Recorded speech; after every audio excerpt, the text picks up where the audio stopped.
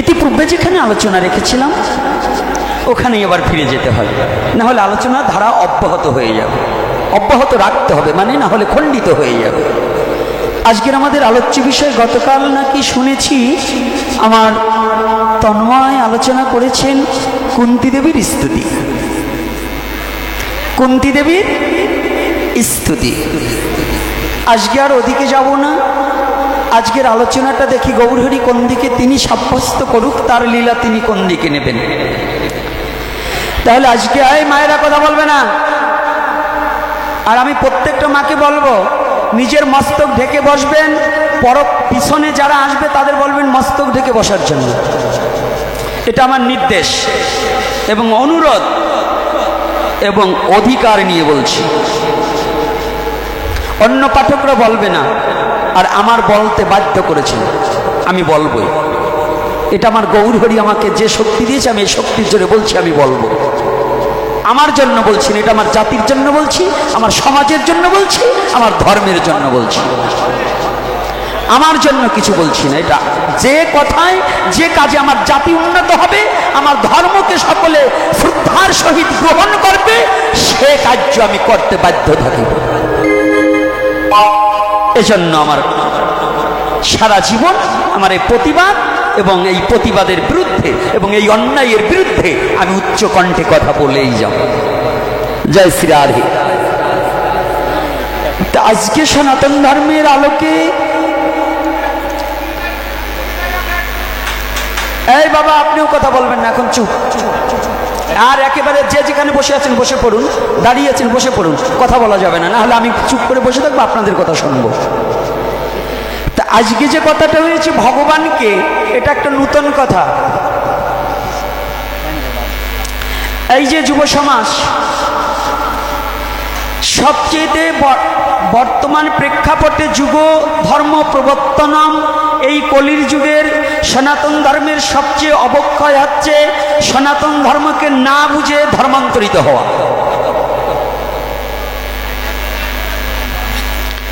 কথাগুলো কি বোঝা যায়? আমার কথাগুলো বোঝা যায়?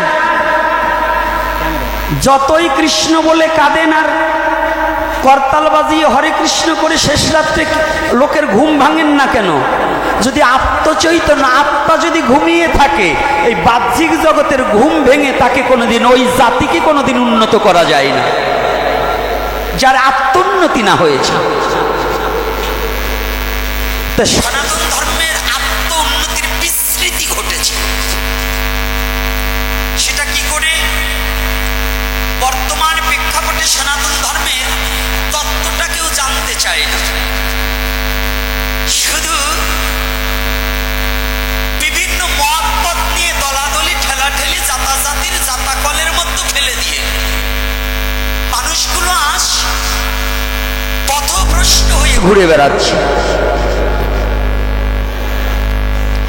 সনাতন ধর্মে যত উচ্চ নিচ জাতা জাতি বর্ণ গোত্র এত কোনো অন্য কোনো ধর্মে কিন্তু নেই।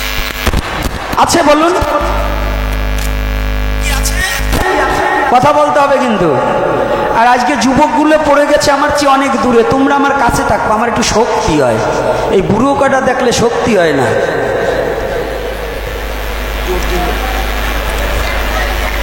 তো এখন হ্যাঁ না বলতে হবে। ভাগবত শ্রবণ করতে হলে আমি বুঝলাম কিনা এটা বুঝতে হবে না। খালি তালে তালে গানের ছন্দে মন আনন্দে মাথা ঝুলাও, তালে শুনলেন আমি জিয়ান্ত মানুষ গায়কে কি বলে, শিল্পী কি কীর্তন করছে এটা শোনে না, খালি তালে তালে মাথা ঝুলে খালি কোলাকুলি দেওয়ার, দশা ধরার জম। আপনাদের দেশে ওটাকে কি বলে? যে দুইজনে দুজনে ধরে, এটাকে কি বলে? আলিঙ্গন। আলিঙ্গন শুদ্ধ ভাষায় এর ভাব অর্থ জানতে হবে, যেখানে লিঙ্গ কোনো ভেদ থাকে না, পুরুষ নারী হতে হয়, নারীর পুরুষ হতে হয়, এটাকে বলে আলিঙ্গন। মানে যেখানে কোনো লিঙ্গ ভেদ থাকে না, যেখানে কে নারী কে পুরুষ এই ভেদাভেদ থাকে না, যেখানে শুধু আত্মপরিচয় থাকে, কোনো দেহের পরিচয় থাকে না, তাহাকে বলছে আলিঙ্গন।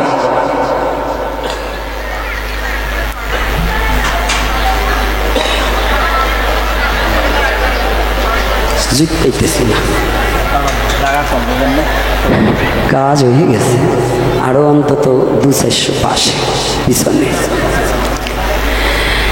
এখন আপনাদের একটা প্রজেক্টরের ব্যবস্থা করতে হবে। আগামী দিন ওই পিছনে একটা প্রজেক্টর দিতে হবে। কমিটির প্রতি নির্দেশ করব। আমার অনেক মা বাবারা দূর থেকে টাকা খরচ করে এসছে, তারা কিন্তু এখন ভিতরে ঢুকতে পারছে না। ওদের জন্য ওই রাস্তার উপরে একটা প্রজেক্টরের ব্যবস্থা করতে হবে। আগামী দিন কিন্তু আরও লোক বেশি হবে, এটা আমার দৃঢ় বিশ্বাস। কারণ এই মুখ পোড়া হনুমানটাকে কেউ দেখবার আসবে, কেউ ভালোবেসে চরণ ধুলি দান করবার আসবে। তো এই জন্য এই হনুমানটাকে দেখবার যদি আসে, তাদের তো একটু বসার জায়গা করে দিতে হবে।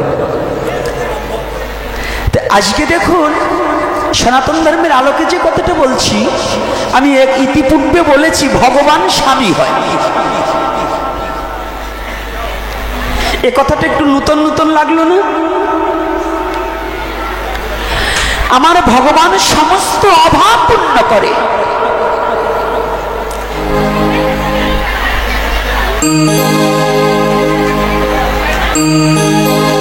এই বাবারা, কমিটির বাবারা, ওই মেয়ে ছেলের ভিতরে আপনারা অতগুলো পুরুষ ছেলে থাকলে আরো গ্যাঞ্জাম বেশি হবে, বেরোন। আর মায়েরা একটু চুপ করে বসুন তো। এই মায়েরা বসুন।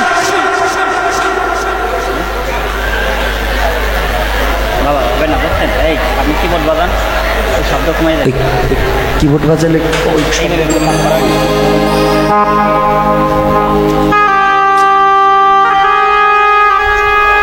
ওই জায়গায় যাওয়া যায় না, এই জায়গায় সেই গন্তব্যস্থানে পৌঁছানো যায় না। তাহলে শ্রবণ করি ধীরে ধীরে। সনাতন ধর্মের তত্ত্ব আছে এই শাস্ত্রের ভিতরে। তাহলে কেমন, কোথায় হয়েছিল? সনাতন ধর্ম কোনো গল্পের ধর্ম নয়, সনাতন ধর্ম কোনো মিথ্যার ধর্ম নয়, সনাতন ধর্ম কোনো ভয় ভীতির ধর্ম নয়। সনাতন ধর্ম হচ্ছে প্রেমের ধর্ম, দয়ার ধর্ম, ভালোবাসার ধর্ম, করুণার ধর্ম। এটার নাম সনাতন ধর্ম। বল হরি বল।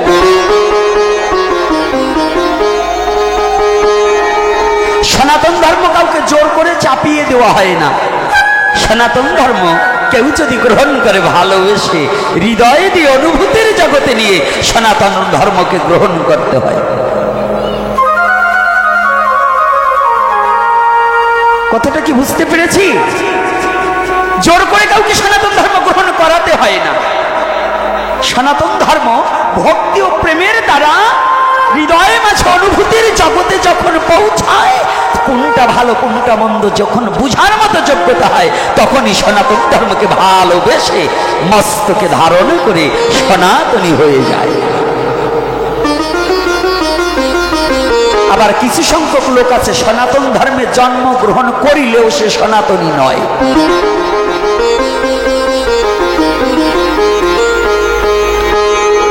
আজকে যেখানে কথাটা বলছি, ও মায়েরা, আমার বাবাদের চেয়ে মায়েদের বলছি, ভালো করে কথাটা শুনতে হবে।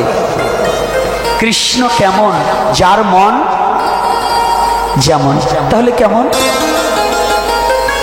রানাকুম্ভু, মেবারের রাজা রানাকুম্ভুর নাম শুনেছেন তো? মেবারের রাজা রানাকুম্ভু এই বেশি দিনের কথা নয়, বেশি দিনের কথা নয়, ইতিহাস নয়, বাস্তব। সনাতন ধর্ম কোনো মিথ্যা কোনো কথা নাটক করে কোনো কথা সাজিয়ে বলতে হয় না। সনাতন ধর্মে বাস্তব যাহা ঘটেছে, এই ঘটনাটাকে শাস্ত্রে লিপিবদ্ধ করে বিশ্ব বাজারে প্রচার করা হয়েছে। সনাতন ধর্মের শাস্ত্র কোনো নাটক করে কথা বলার নয়।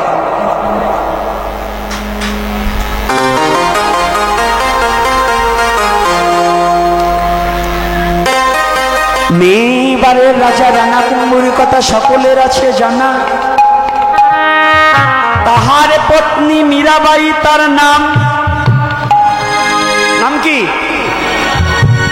ভালো করে জানবেন। এই মীরাবাই ছোট্ট মেয়ে, একেবারে অতীব ছোট, কিন্তু মীরার বাবা ধর্মপরায়ণতা ব্যক্তি।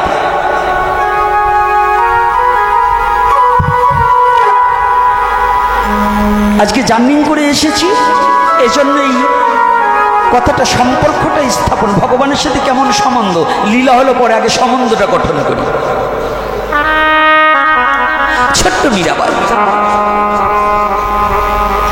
বাই কথাটা পরে আসছে, আগে হচ্ছে মীরা। বাই কথাটা সেদিন এসেছে যেদিন উনি গানের ছন্দে ছন্দে গানের তালে সুর দিয়ে ভগবানকে ভজন করতেন। যখন নৃত্য করতেন, এই নৃত্যের পরে বাই কথাটা সংযোগ হয়েছে।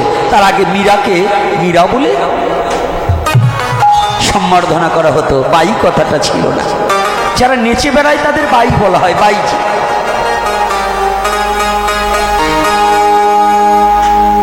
ছোট্ট মীরা বাবার কোলে বসে আছে।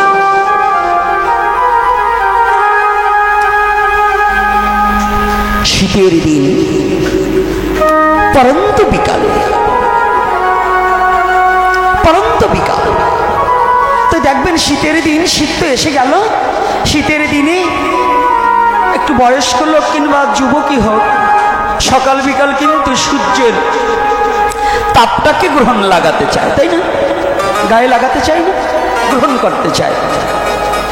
তো আজকে মীরাকে কোলে নিয়ে মীরার বাবা রাস্তার পাশে গিয়ে চুপ করে রৌদ্রের দিকে, পশ্চিমে গগনের দিকে পিঠখানা ঠেকিয়ে দিয়ে মীরাকে কোলে নিয়ে বসে আছে। ইতিমধ্যে মাঘ মাস, কনকনে শীত। আবার মাঘ মাসে কিন্তু হিন্দুদের মাঘ ফাল্গুন মাসে বিয়ের চোটটা একটু বেশি, অঘ্রাণ পুষ মাস বাদ যায়। আগে পুষ মাস, ভাদ্র মাস, কার্তিক মাসে বিয়ে হতো না, কিন্তু এখন হয়। এখন হয় না? হয়। কারণ আগে সনাতন ধর্মের বিয়েতে দলিল ছিল না, এখন বর্তমান। আগে দলিল হতো জাগা জমি ঘোড়ার, আর এখন বউ দলিল হয়। বউ দলিল হয় না কর্তারা? আরে আপনারা তো হ্যাঁ হ্যাঁ বলবেন, আপনাকে আমলে ছিল না। এখন ওই যে কটা পালাইয়ে যায় ওই কটা দলিল হয়। বলুন, আগে সনাতন ধর্মে বউ দলিল ছিল না, এখন আবার হয়েছে। এখন সরকারও বউ দলিলের নিয়ম করছে, সনাতন ধর্মে বউ দলিলের নিয়ম করছে, করছে না? সনাতনী রেজিস্ট্রারি পদ্ধতি করছে না?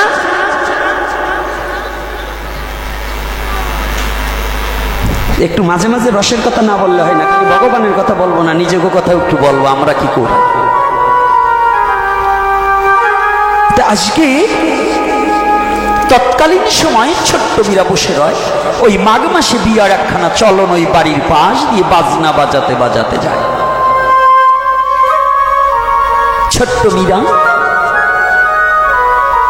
ওই বরের মাথায় মুকুট দেখেছে,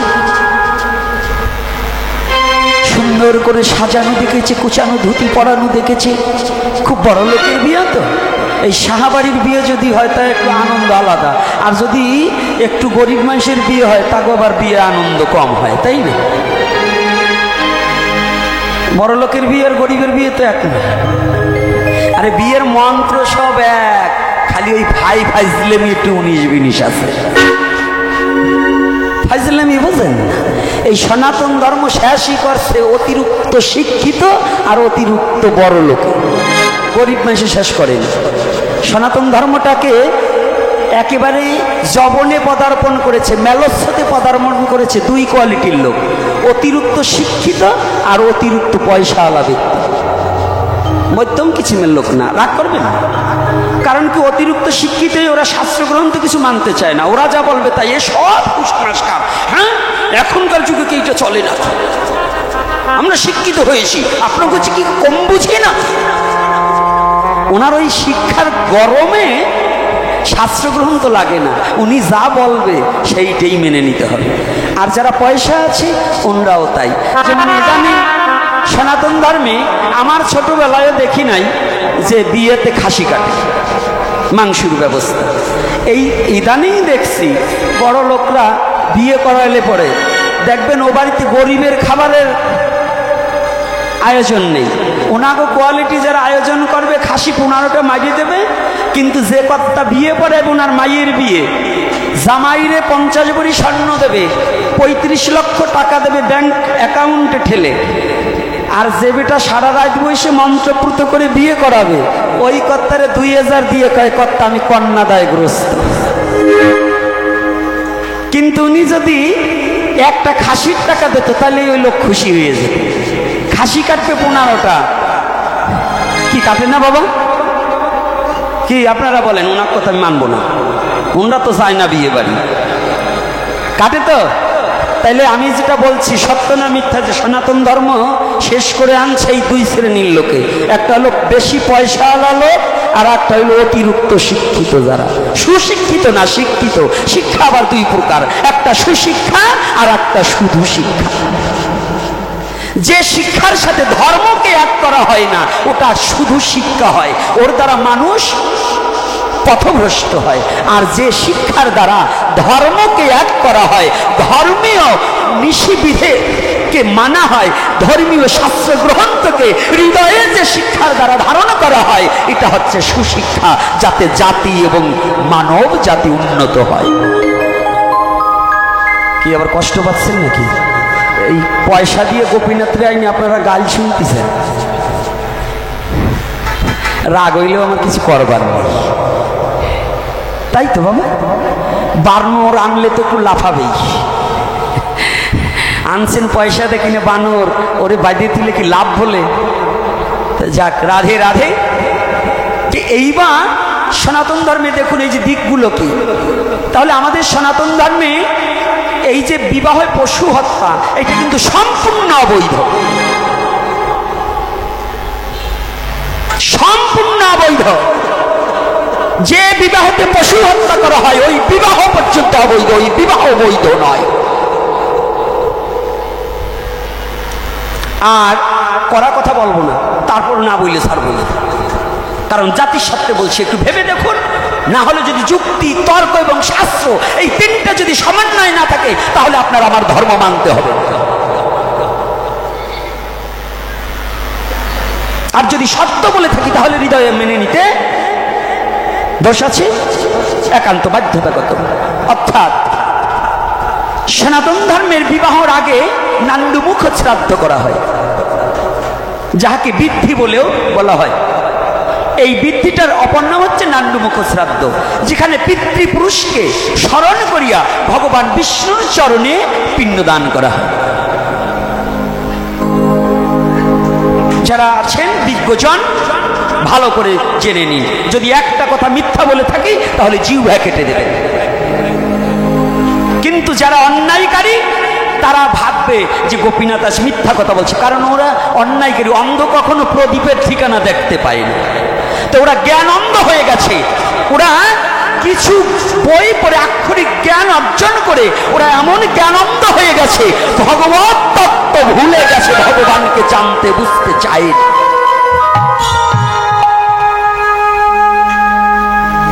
কিন্তু সনাতন ধর্মটা কত বড় পবিত্র, কত বড় ভালোবাসার, কত বড় দয়া, একটু জেনে নি। যেদিন আপনার পিতৃপুরুষকে স্মরণ করে, পিতৃপুরুষের উদ্দেশ্যে পিণ্ডদান নয়, পিতৃপুরুষকে স্মরণ করে ভগবানের চরণে পিণ্ডদান করতে হয়। পিতৃপুরুষকে স্মরণ করে আনা যায় না, কারণ পিতৃলোকে থেকে তার অন্য জায়গা জন্ম হয়ে গেছে। যদি গীতা মানেন তাহলে তার জন্ম হয়ে গেছে, আর যারা গীতা মানে না তারা বলে তার জন্ম হয় নাই। শ্রীমদ্ ভগবত গীতায় কি বলছে? কর্ম অনুসারে তার জন্ম হয়ে যাবে, তাহলে সে আর আসবে না। তবে কি?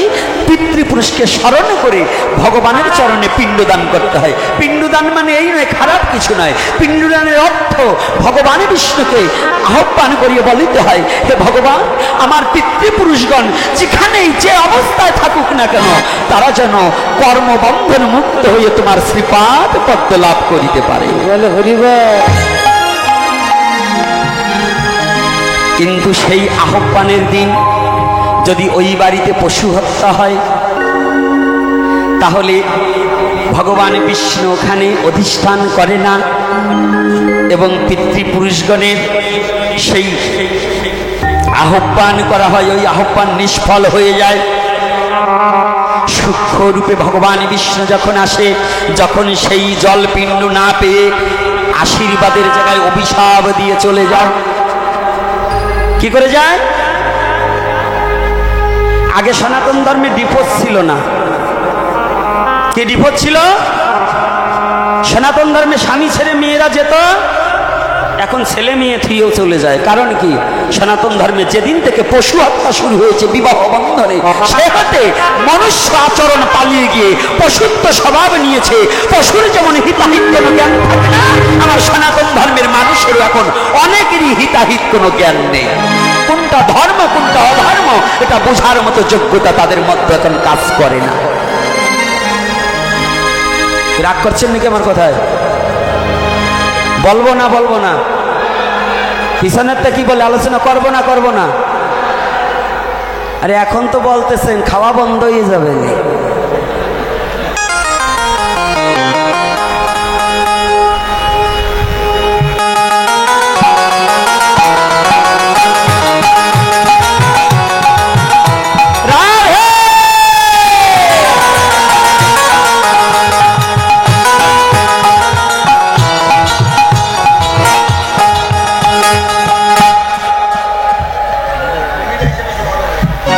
তাহলে এইবার কি করেছে ভালো করে শ্রবণ করুন, ধৈর্য সহকারে।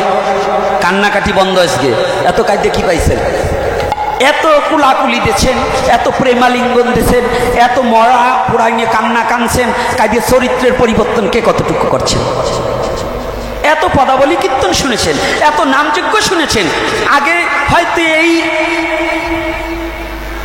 এই যে মাকিমা বাদে হয়তো কীর্তন দুটো হতো না, একটা হতো নাকি? মকিমা বাদে কয়টা হতো? এখন কয়টা হয়েছে? তিনটে হয়েছে। কীর্তনের সংখ্যা বাড়ছে। আদত বলুন তো ভক্তের সংখ্যা বাড়ছে? হ্যাঁ, হয়তো দলাদলি করে ঠেলাঠেলি করে খাওয়ার জন্য কীর্তন বাড়ছে, কিন্তু কীর্তন যে উদ্দেশ্যে দেওয়া সেটা বাড়েনি আমাদের মধ্যে। কি করে বাড়েনি? যদি তিনটা কীর্তন হয় অন্তত এই মকিমা বাদে 300 প্রসাদ বুঝি ভক্ত হওয়ার কথা।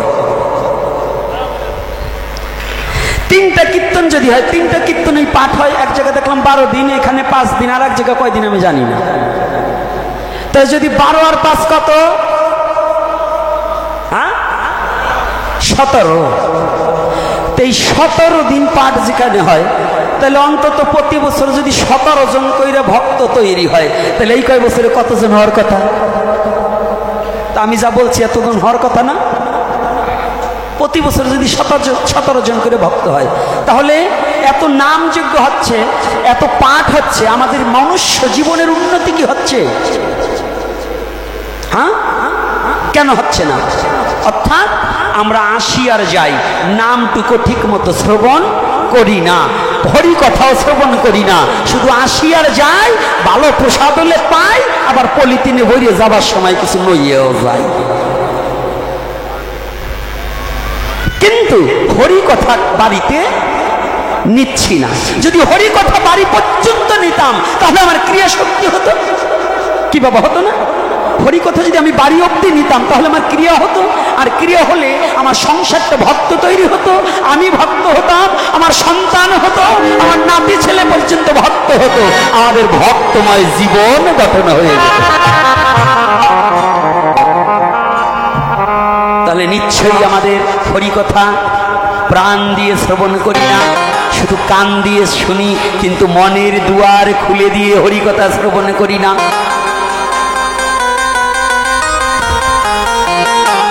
তাহলে আমি যে বিবাহ অবৈধ ঘোষণা করলাম কেন? যে বিবাহতে মাংস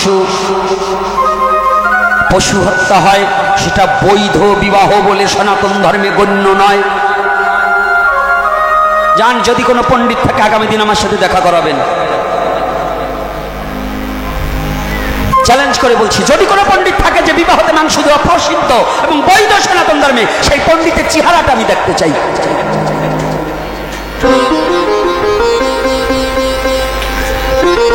কথাটা বুঝতে পেরেছেন? আমি এই আজকে এখানে জোর গলায় বলছি তা নয়, সারা জীবন এই জোর গলায় কথা বলে গিয়েছি। যারা আমাকে একটু চরণে ঠাই দিয়েছে, আমি যা বলি একেবারে ডাইরেক্ট বলি, ওই গোপনে ফিসফাস করে বলবো না।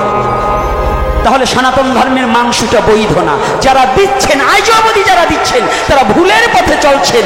এজন্যই আপনার সন্তান আপনার কথা কোনোদিন শুনবে না।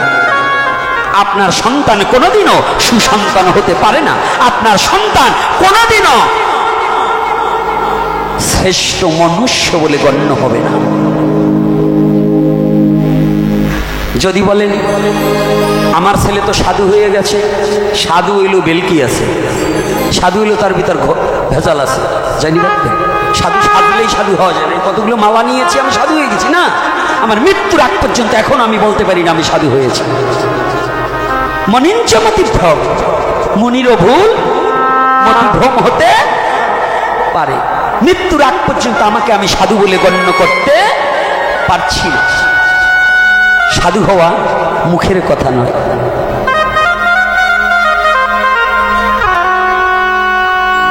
আজকে আমি সমস্ত যুব সমাজকে অনুরোধ করব, যা গেছে তার গেছে, চলে খেত করিস না তাই না বলে মিলাইয়ে দাগ বলতে ভুলে কত কি লোকসান দিয়ে হিসাব নিকাশ গুরুর পায়ে দেউল হয়ে পথে নাম বেহাল বেশে গিয়ে পেরাও দয়া দিল বন্ধুর নাম।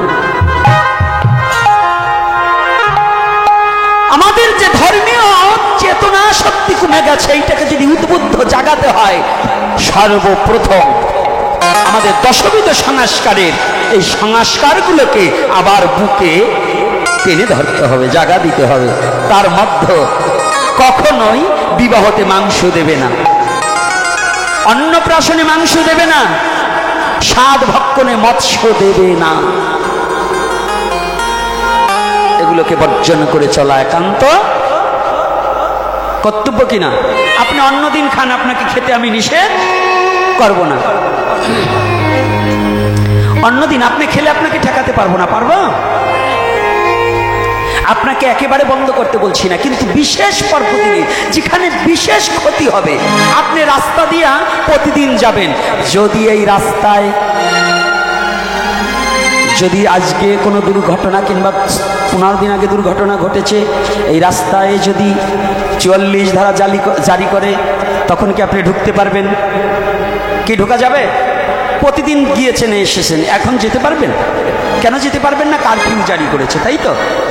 তো তদ্রূপ সনাতন ধর্মের কিছু কিছু বিধি নিষেধ আছে, এইগুলোকে প্রতিপালন করা এটাই আপনার এক প্রকারের ধর্ম হয়ে যাবে। হবে কি না? সাধু বাবার একটু কথা বলবেন মাঝে মাঝে।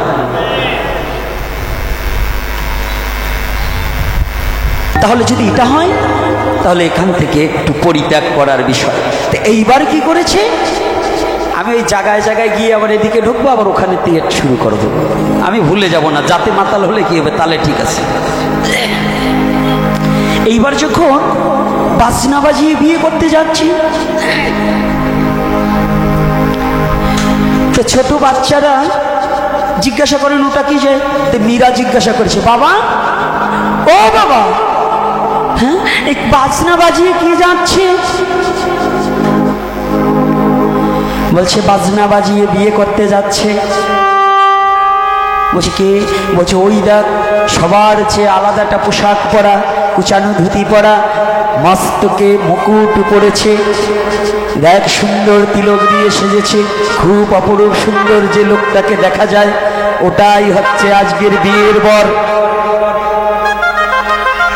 ছোট মেয়ে মীরা বরটাকে দেখে খুব পছন্দ হয়েছে, খুব সুন্দর সেজেছে। ও তো আর জানে না বিয়ে জিনিস কি। বাবার গলাখানা দু হস্ত দিয়ে জড়িয়ে ধরে বলছে, বাবা ও বাবা, আমাকে বিয়ে দিতে হবে, আমাকে বিয়ে দাও। তুমি যদি আমাকে বিয়ে না করাও, তাহলে আমি আর ঘরেই যাব না। ছোট বাচ্চা কান্না করছে, মাটিতে ধুলায় ধূসরিত হয়ে কান্না করছে, আমাকে বিয়ে দিতেই হবে। ছোট মীরা জানে না বিয়া কি জিনিস, কিন্তু বাবা বিপদে পড়ে গেছে। মেয়ের কান্না কোনো কিছুতেই থামাতে পারছে না।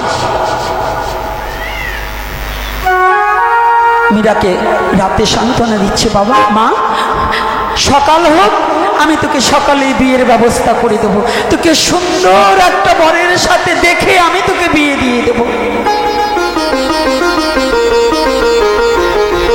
মীরা আশার আলো পেয়ে বাবার মুখে যখনই আশার কথা শুনেছে, মীরা ঘুমিয়ে পড়েছে। ঘুম থেকে উঠেই সুপ্রভাতে বাবা ঘুমিয়েছে, বাবাকে গিয়ে ডাকছে, বাবা বাবা ভোর হয়ে গেছে, তুমি আমাকে বিয়ে দেবে না?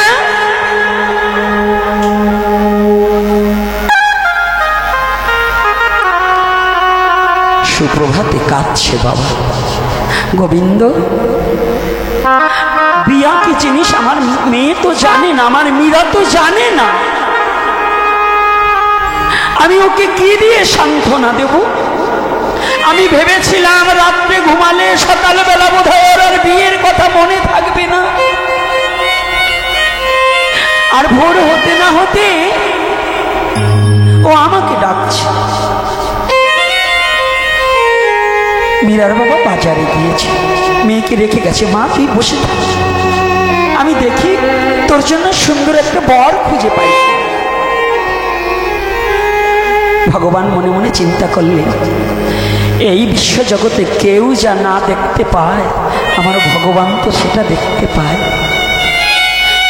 আমরা বাহ্যিক জগতে এই দুটি চর্মচোখ দিয়ে মানুষের শুধু চেহারাটা দেখি, আর আমার ভগবান প্রতিটা জীবের অন্তরের কথা জানে, অন্তরের কথা বোঝে রে। আমার ভগবান মনে মনে চিন্তা করলেন, এই সরল মানা মেয়েটাকে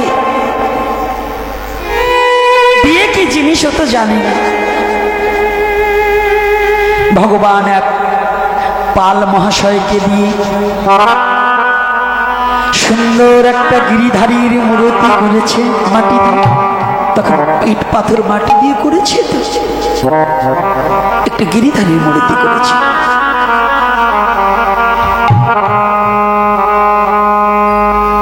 সুপ্রভাতী পালমশাই এসেই যখন দোকান বেসিয়েছে, মীরার বাবাও ঠিক ওই পাল মহাশয়ের পাশ দিয়ে ছুটছে। তাকিয়ে দেখতে পায় অপরূপ এক রূপের প্রতিমা গিরিধারী বিগ্রহটা যেন পাল মশাই সাজিয়ে বসে রেখেছে। দেখার সাথে সাথে মীরার কথা মনে পড়েছে, আমি পেয়েছি আমার মীরার জন্য সুন্দর বর পেয়েছি, এই বরকে আমার মীরাকে দিয়ে দেব।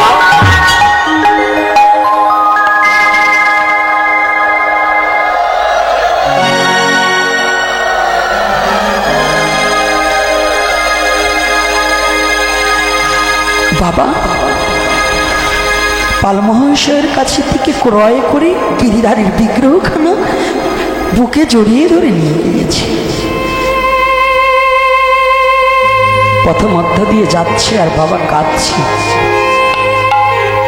গিরিধারী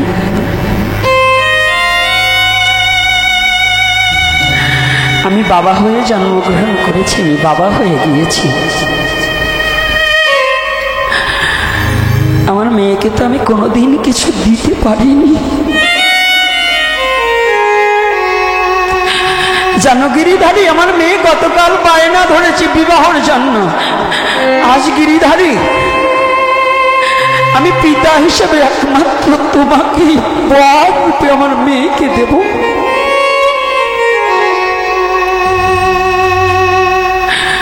ও গিরিধারী,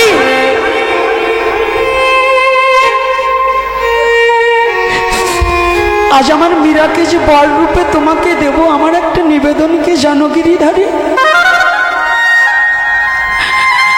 আমার মীরা তো ছোট, মীরা তো তোমাকে চিনবে না, তুমি কে?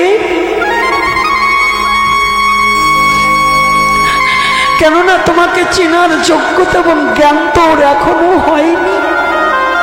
ভগবানকে চেনার জ্ঞান তো সহসা হয় না। জানো গিরিধারী, জগতে আমার মীরা যখন তোমাকে পাবে, আমার মীরা যদিও তোমাকে ভুলে যায়, তুমি কোনোদিন আমার মীরাকে ভুলে থেকো না। আমার মীরাকে তুমি স্মরণ করে তোমার চরণে একটিবার স্থান দিও, তুমি আমার মীরাকে ভুলে যেও না।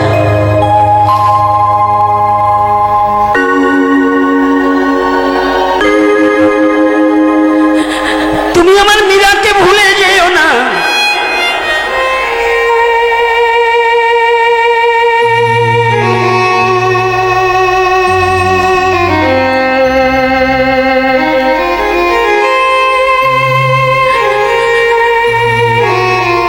মীরা তোমাকে না চিনলেও তো আমি জানি তোমার বিগ্রহটা কার বিগ্রহ।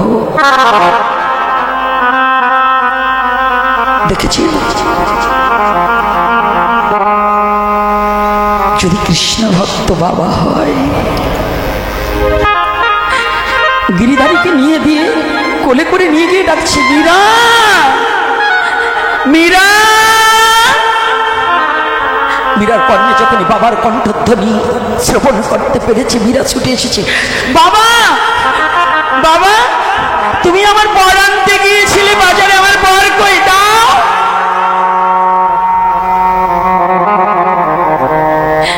মা, আমি এমন একজনকে বর রূপে তোর জন্য এনেছি, যদি জীবনে তোর সাধনা সত্যি হয়, যদি বর রূপে তুই মেনে নিতে পারিস, যে চরণে অনন্ত কোটি ব্রহ্মাণ্ড তরিবার বাসনা রাখে, বাসনা রাখে, সেই ভগবান গিরিধারী এনে দিয়েছি মাস তোমার সাক্ষাতে।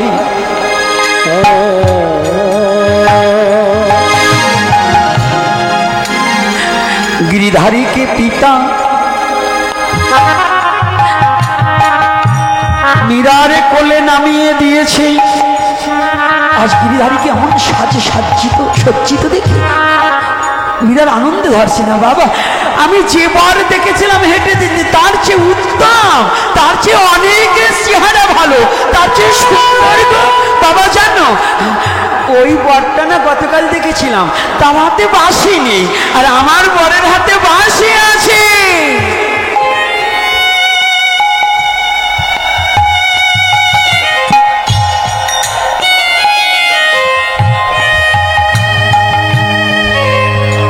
বুঝতে পেরেছেন কথাটা? ভগবানের রূপে এমন মোহিত করেছে মীরাকে, নয়ন দুটো যেন ভগবানের চরণে প্রান্তে, ভগবানের রূপের প্রান্তে টেনে নিয়ে গিয়েছে। মীরা পার্থিব জগতের সব রূপ পরাভূত হয়ে গেছে, একমাত্র আমার গিরিধারীর রূপরাশির কাছে। গিরিধারী আমার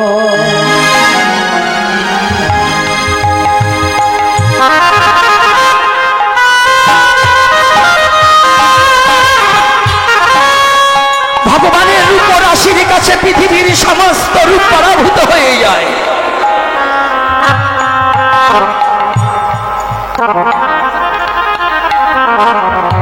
যেমন শ্রীমতী রাধারানী বলেছিল, কি বলেছিল?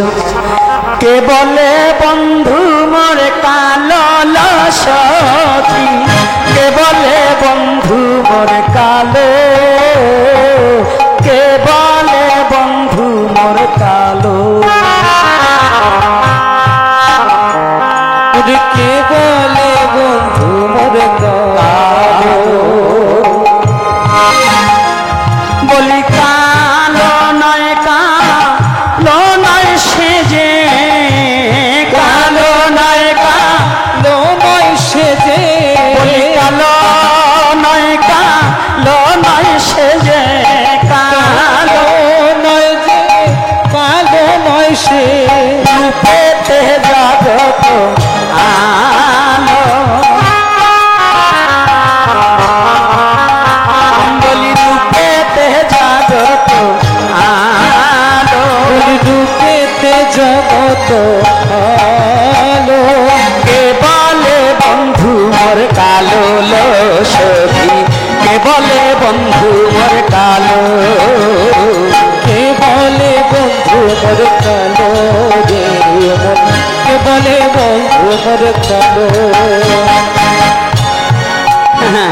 আমার গোবিন্দর বদনে কেন না, কে বলছে কালো? যার মনে কালো সে গোবিন্দকে দেখে কালো, যার মনে কালিমা লিপ্ত করা সে আমার ভগবানকে কোনোদিন ভালো চোখে দেখতে পারে না। পারে? চেহারা ভালো হলেই কি তোর মন ভালো হয়? যার মন পরিষ্কার সে আমার ওই কালো কেলে সোনাকেও আনন্দের সহিত গ্রহণ করে নিতে পারে। সনাতন ধর্মের দিক নির্দেশনা কি জানে? এ পৃথিবীতে কোথাও পাবে না। ভগবান কি প্রয়োজন ছিল কালো হওয়ার? ভগবান দেখিয়ে দিলেন, হে জগৎজীব, আমি কৃষ্ণ খেলে সোনা, সকলের ভালোবাসার সোনা। আমিও কালো রূপ বরণ গ্রহণ করেছি, কেন জানো? তোমরা যেন পৃথিবীর কোনো কালো মানুষকে ঘৃণা না করো। ওই আলোর মাঝেও আমি আছি, কালোর মাঝেও আছি, নাকি? আমি কালোতেও আছি, আলোতেও আছি। আমি কালোতে আছি, আলোতে আছি। আমি জগতময়, আমি জগতে এহেন কথা জানিতে পারিলে, এর কথা জানিতে পারিলে, এহেন কথা বুঝিতে পারিলে, এর কথা বুঝিতে পারিলে আত্মস্মৃতি হয় রে, আত্মস্মৃতি হয়। আত্মসিদ্ধি হয় রে, আত্মসিদ্ধি হয়। আমি কালোতেও আছি, ফর্সায়ও আছি, কানার মধ্যেও আছি, চোকালার মধ্যেও আছি। আছে না ভগবান? আছে না? কিসে বলেছে? শ্রীমদ্ ভগবদ গীতায় বলেছে, একটা কেশগ্র 10,000 ভাগ করলে যত সূক্ষ্ম রূপে পরমাত্মা রূপে আমি প্রতিটা জীবের মধ্য বিরাজমান হে তাই। এই জন্য সনাতন ধর্মে কালো আলো সব এক করিয়া দেখিবার চাই।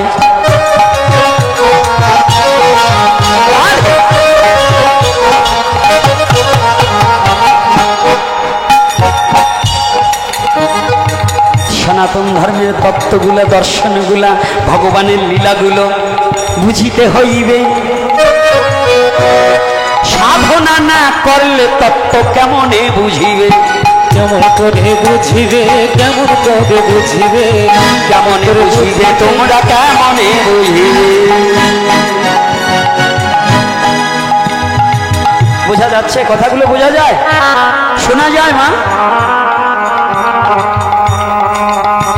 বোঝা যায় কি? সাবধান, রস আছে, আছে না? কায়দা আছে। এইবার মীরা যখন গিরিধারী আপন ইচ্ছায় কোলেতে লইল, গিরিধারীর বদন দর্শনে তার আকর্ষণ বাড়িল।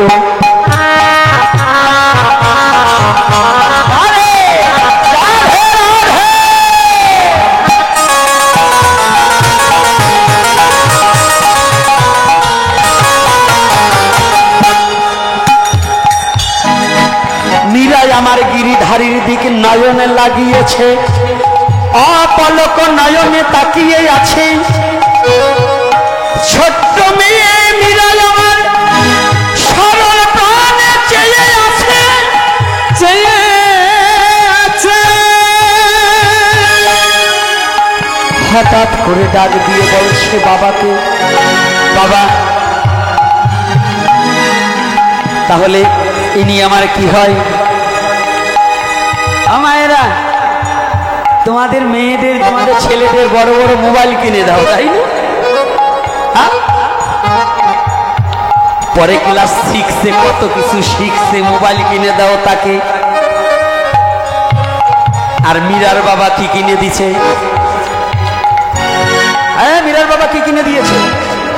আর তোমার মেয়েকে মেলায় নিয়ে গেলে দাও লিপস্টিক, পুরু ফিল আপ করার টাকা দাও, জন্মাইছো মেয়ে শ্যামরা গো প্যান্ট পরাও।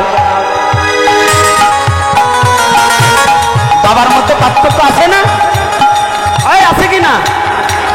মা বাবার মধ্যে পার্থক্য আছে না? তোমার মেয়ে বাজারে নিয়ে যাও, কোনটা ছেলে কোনটা মেয়ে চিনা যায় না মার্কেটে গেলে। কি ছেলে মেয়ের বক কাটিং চুল কাটা ওই পর্যন্ত, আর জিন্সের প্যান্ট পরা, উন্নত গাড়ি থাকলো না, পেতনির মতো নিয়ে গেলে বাজারে, ওই পাশের শ্যামরা নাম্বার নিয়ে 2 দিন পরে ধর্মান্তরিত করলে সাধুর কাছে আসো। যেটা জন্ম দিয়েছে ওটার একটু কর্ম শিখাতে হয়। তাহলে কি কর্ম শিখাবে? ওই জন্ম দিয়েছে মেয়ে, শ্যামড়া বানানোর দরকার নেই, একটু মেয়ে বানাও। কষ্ট পাচ্ছেন নাকি বাবারা? হ্যাঁ, কি কষ্ট পাচ্ছেন নাকি? এই আলোচনা বন্ধ করে দেবো? হ্যাঁ না থাক, আর একদিন বলবা না, আরো 2 দিন আছে তো, আর একদিন বলবা না, আজকে বলতে হবে। ওরে বাবা, কায়দা পাইছে রে, ওই বুড়োটাও আসে।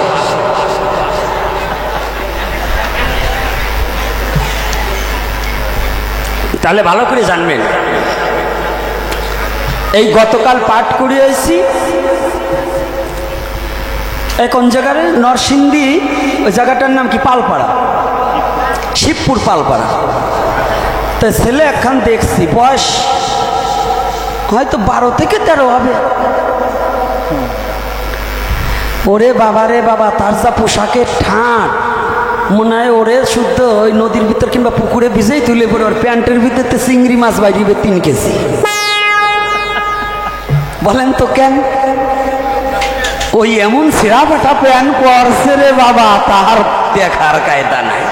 ওই সামনের টুক বাদে সব জায়গায় জালনা কাটা। ওই প্যান্ট যদি চামড়ারা পরে, বলেন তো ওই কি কোনোদিন ছেলে হিসেবে গণ্য হয়?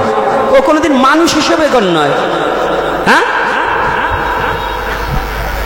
আর এই আগে আমরা পড়তাম অভাবে, আর ওরা পড়ে এখন স্বভাবে। কারণ আমরা অভাবে পড়তাম, আমার বাবা ছিল গরিব, কিনে দিতে পারতো না, ছেঁড়া প্যান্ট পরতাম। আর ও বড় লোকের বাবারা ভিখারির বাচ্চা সাজে, ওর বাবারা বড় লোক কিন্তু ভিখারির বাচ্চা। এখন তো ছেঁড়া প্যান্ট বাইরে আপনার রেস পয়সা যা আছে, ওই 2-4 পয়সা ভিক্ষে দেবেন ওইগুলোরে। পারবেন না? হয় পারবেন না? যেগুলো সনাতন ধর্মের তো ছেঁড়া প্যান্ট পরে বাইরে, ওই কটা ভিখারির বাচ্চা, খয়রাতির বাচ্চা, ওইগুলো খয়রাত দেবেন, ভিক্ষে দেবেন। কারণ অভাব নাই করে, কিন্তু স্বভাব ভালো। বলেন তো কারা এই জন্মে ছেঁড়া প্যান্ট পরে জানেন? আগের জন্মে ভিক্ষে করে খাইতে। তো ভিক্ষে করে খাইতে খাইতে কোনো সাধুগুরু বৈষ্ণবের কৃপা হয়েছে, তো মরার পরে আবার মানুষ হয়েছে, কিন্তু আগের স্বভাব ভাই নাই।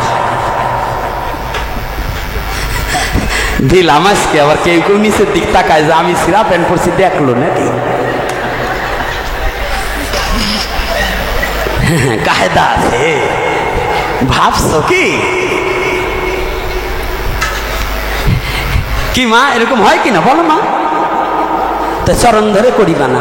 আজকে মীরার বাবা যে কাজটা করেছে, বুঝতে হবে বিশ্ব চরাচর পিতামাতা হলেই হবে না, পিতামাতারও সন্তানের প্রতি কিছু কর্তব্য আছে। যারা সনাতন ধর্মে জন্মগ্রহণ করে শুধু পুত্রের কর্তব্য পরায়ণতা করতে চায়, নিজের কর্তব্য করে না, ওরা প্রকৃত মা বাবা হতে পারে।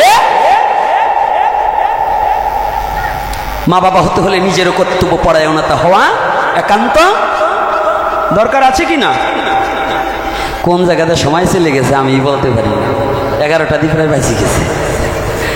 আজকে যেন কি হয়ে গেছে আমি জানি না বাবা, কোন দিক দিয়ে সময় চলে গেছে আমি বলতে পারি না। কি আর 10 মিনিট? হ্যাঁ, আরো 1 ঘন্টা, অনেক দূরত্ব আসছে। আরে আজকে যদি সব বলে দিই কালকে তো আসবে না, এই জন্য একটু বাকি রাখবো যাতে আগামী দিন ওই টানে টানে আসে। তাই তো আগামী দিন আসবেন কারা কারা? একটু হাত তুলুন তো। রাধে রাধে। ওই পিছনে কয়টা বাবারা হাত তোলে নাই, ওরা মনে হয় আসবে না। জয় শ্রী রাধে। যাক, আপনারা হাত তুলছেন, আমি কিন্তু হাত তুলি নাই, তাহলে কি আমি আসবো না?